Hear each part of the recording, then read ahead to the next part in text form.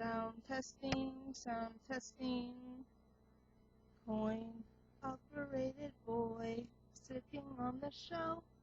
He's just a toy, but I turn him on and he comes to life. Automatic joy.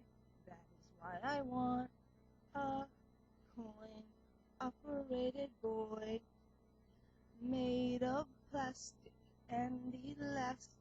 He is rugged and long-lasting. Who could ever ask for more? Love without complications galore. Test. Today is actually been one of the better days that I've seen in a little while, and my fortune cookie said it was going to be like that, so, that's the way I see it. I mean, like, I just see, like, silly, like, if you're going to believe in a fortune cookie or a horoscope, you're just as diluted as somebody who would believe that somebody they never met is their boyfriend or somebody they're dating. But anyways, I digress, and just for a second, because I want to talk about something that looks like this.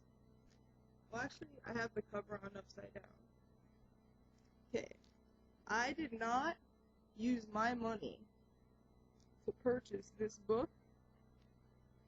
My dad actually did, and I don't know, to a lot of people I can see how it would be very interesting, but to me it's kind of like I'm reading a story of a boy version of myself, I mean, it's really funny. It's like all the scrap paper writing he has, it's like I have enough of that of my own, and then to me it's kind of like at the beginning of the book, it's really like sweet, because he's like saying like, rest in peace, proof, and, showing his respects, but then it's like, but if you bought this book, thank you for paying for my daughter's college fund, and then there's another part in there where he claims to, what happened to him was more like hitting the lottery than it was, something that was actually possible, and if you have read it, and you do read some of the stuff, I know it's hard not to listen to somebody that you think is so wise and everything, but you really gotta remember that you really don't know that person, and actually, for that person to think that, basically living above every kind of human law that we have, and why? Because he can write? Because he can rap? No. Because Dr. Dre said he could write. Because Dr. Dre said he could rap. And then basically, it's just like him talking about his life, and it shows some, surprise, it shows some chick on a stripper pole, wearing no shirt. And surprise, it shows him laying in the middle of like 500 different girls in negligee. And surprise, he's angry. And surprise, he hates his mom. It's pretty much like, don't go spend the $55 on the book if you can just go spend $15 on the album. It's that's how I feel about it, basically. And Eminem, it's kind of really sad that I used to be such a big fan, but I kind of feel like, what he said to Moby, it's too old, Eminem, it's too old, let go, you're too old, let go, it's over, nobody listens to your shit sober. That's how I feel, but that's just because I think that a lot of the kids who are a lot younger than me didn't get to live through the purple pills period where, doing drugs was fun and not something that, debilitated your whole life.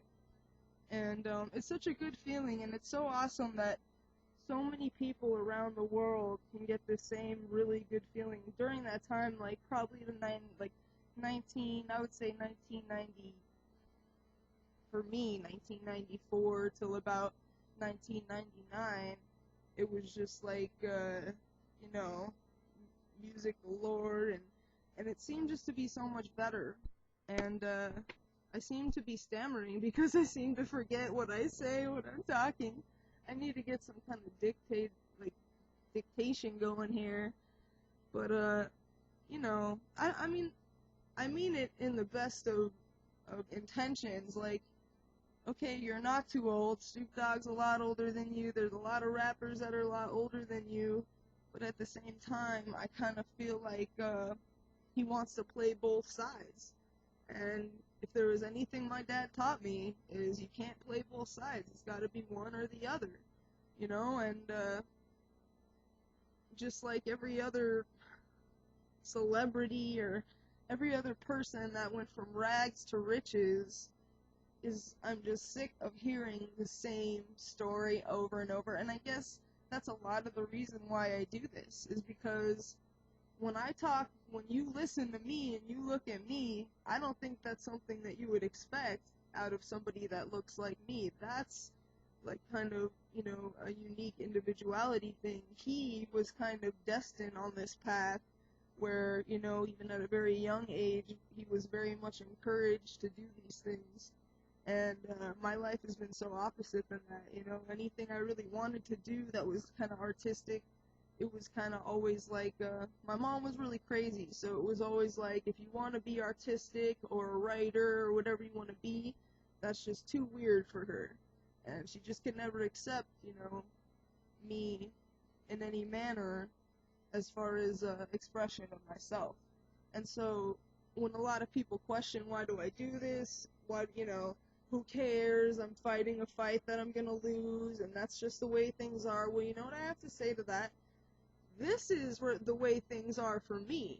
You know, that might be the way things are here, but that doesn't mean it has to be the way things are for me personally, or you. That means you make your things, and you make them the way that they are. Not, I mean, like, I'm sure that dog fighting might be legal in some places. Does that make it right? I think, like, you know, in some places, if you have more than one boy child or one girl, I'm not sure, girl or boy child, they'll kill the other one. Goes on, it's a tradition, is it right? No, not at all. I mean, those traditions that go on, those ones that we want to hold on to, are not the negative ones, they're the positive ones.